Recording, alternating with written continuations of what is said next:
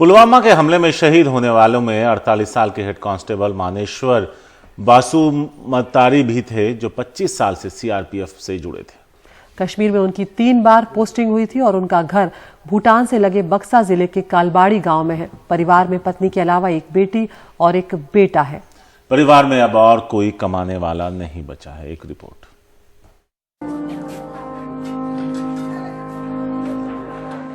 मातम में डूबी पत्नी और बेटी, उनके पास मानेश्वर बासुमतारी की यादें ही बची हैं। कॉलेज जाने वाला 21 साल का बेटा भी सदमे में है। इस 4 फरवरी को मानेश्वर छुट्टी खत्म होने के बाद घर से चले थे। कहा था कि जल्दी लौटेंगे। उनसे होम पोस्टिंग का वादा किया गया है। वाकई वे लौटे, लेकिन तिरंगे में लिपटे।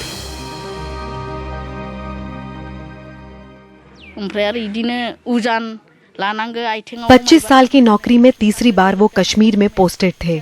हमेशा बताते थे कि वहां आतंकी हमलों और पथरावों के बीच काम करना कितना मुश्किल है। वो अक्सर बताते थे कि वहां काम करना कितना चुनौती भरा है और वॉलंटरी रिटायरमेंट की बात करते थे। इस साल उन्हें उम्मीद थी कि उनका असम में तबादला हो जाएगा। उस दिन सुबह 5:30 बजे उन्होंने हमें फोन किया।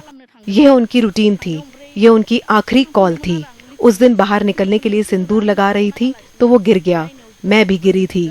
शायद वो मुझे याद कर रहे थे।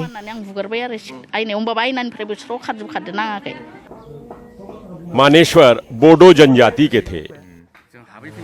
कलबाड़ी गांव के लोग उन्हें कम बोलने वाले और दूसरों की मदद करने वाले शख्स के तौर पर याद कर रहे हैं। खुश हैं कि परिवार को कुछ मदद मिली है।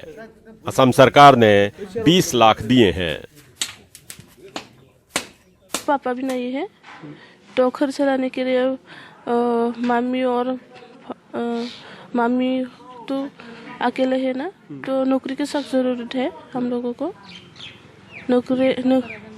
भारत सरकार जो है वो हम लोग को नौकरी दे तो ज़्यादा अच्छा है।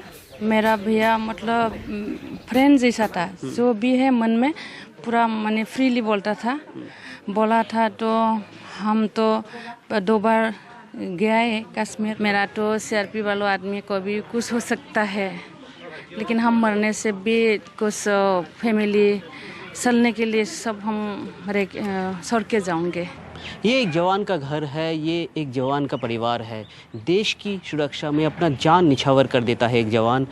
किसी भी तरह से थोड़े थोड़े पैसे जोड़ के अपना घरौंदा बनाता है एक जवान, और आशा ये रहती है कि एक दिन वो अपने परिवार के साथ सुख शांति से इस घर में रह सके। यही कहानी थी मानेश्वर बासुमतारी की।